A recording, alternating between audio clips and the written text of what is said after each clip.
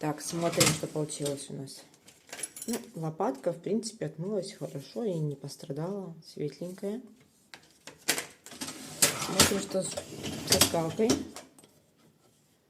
Ну, со скалкой, в принципе, ничего не случилось. Просто чистая скалка, посветлела.